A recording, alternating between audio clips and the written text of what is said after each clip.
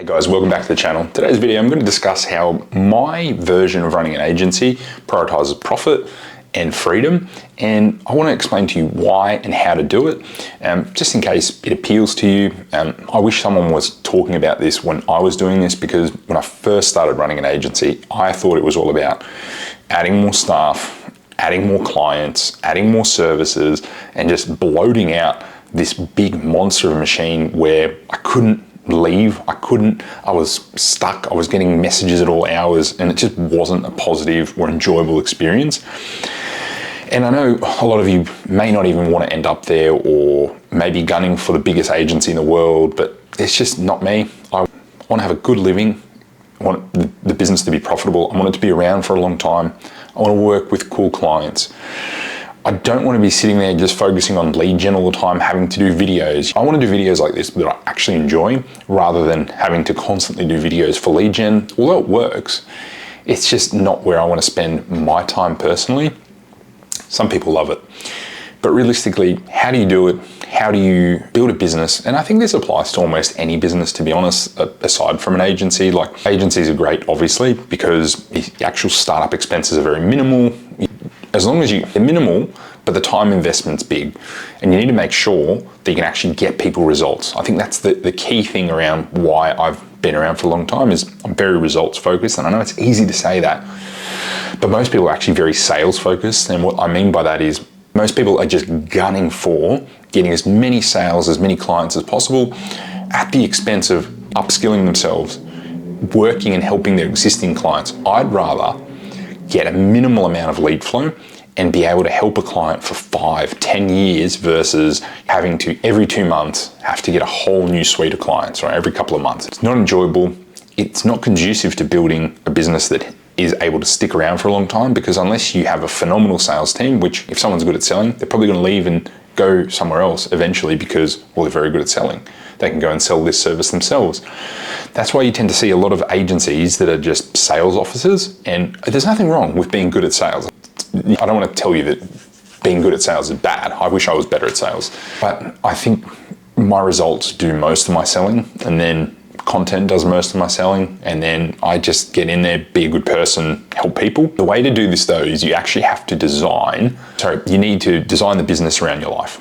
And how do you do that? You need to know what sort of a life you want. And most people are not very clear. They want all these vague things, and they never actually cost it out. I spoke to someone once, they're like, oh, I don't have very many ambitions or goals. I'm like, oh, you must want to do something. And the person goes to me, well, actually, no, I do. I want a big block of land in Tasmania, ridge property. I go, well, that's probably going to be at least $1 million, I imagine. Even in Tasmania, the property prices are a bit lower than where I am at the moment. It's going to be a lot, man, if by the sounds of what you want.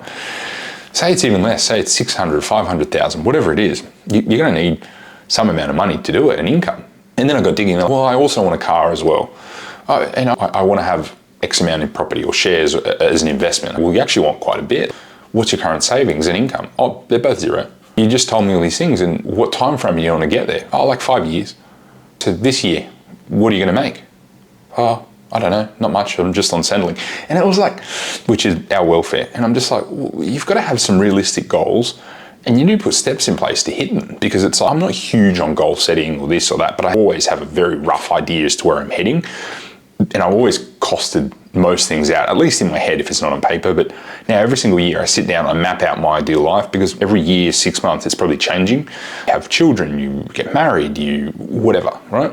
You want to move somewhere else. All of these things cost money. It's all well and good to say they don't, but you need to have your business to suit, one, from a flexibility point of view, or from being able to do it point of view, because if you're a builder, you're probably going to have your business where you're located, right? But if you run an online business, like an agency or a coaching business or whatever it might be, you can go anywhere. So you obviously need to have those parameters there.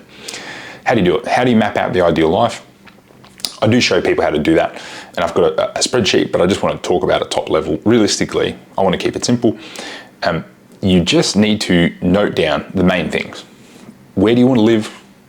Are you renting? Are you owning? So you can cost that out. You obviously got to have things like insurances. You got to have your healthcare if you're in a country that healthcare costs, you need health insurance, whatever. If you're going to have kids, how much is it going to cost to send them to school? How much is it going to cost to clothe them, feed them? Now, I don't want you to get too detailed, but obviously pad these out so that you come to a number that's realistic. And you're going to sit there, you're going to work out things are pretty expensive and you're actually going to need a lot more money than you think. And then it's like, well, also, when do you want to retire? Okay, I want to retire. I don't want to work till 60. I want to retire at 45 or 50. And all these things change everything very quickly. So you need to work out, well, oh, actually, my business needs to be a lot more profitable than it currently is. Otherwise, I'm not going to hit any of these targets. And it astounds me how most people are flying completely blind to this. And so once you map out exactly what you want your life to look at, what cars you drive, do you own them, do you rent them, do you lease them? Map all this out and then run it through ChatGPT or an AI and get it to really tell you, is this a realistic cost of living for the country I'm living in at this level? Here are my current business financials, or here's my projected business financials for the year, and project it out. How much do I need to grow each year to hit them? What do I need to do? How much do I need to invest? And come up with a plan.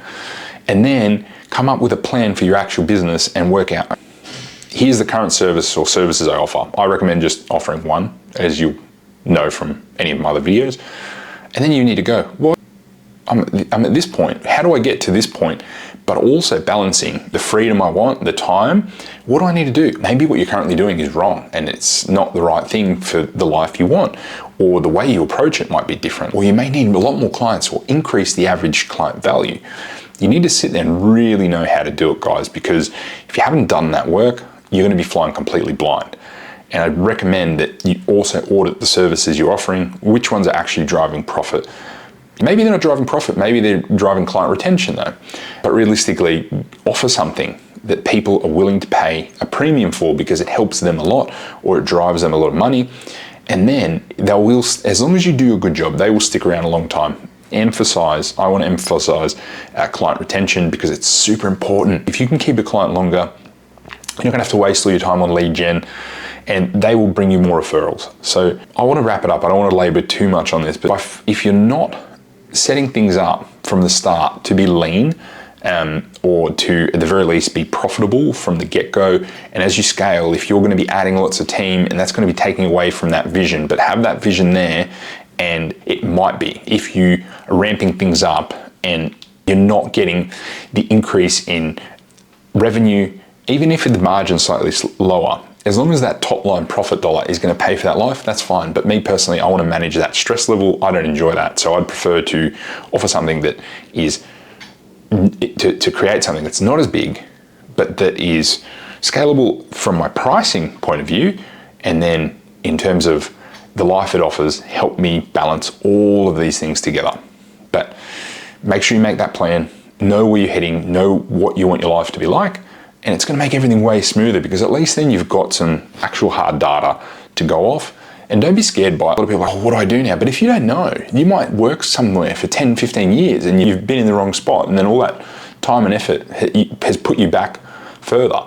So once you know it and you've got a clear idea of what you actually need, well, if it's realistic, you might go, this isn't realistic, I need to tone down that life. And that's an option. You can tone down the quality of the life. But me personally, I want to constantly increase the quality of life. And so I'm sitting down doing that and thinking, how can I do it?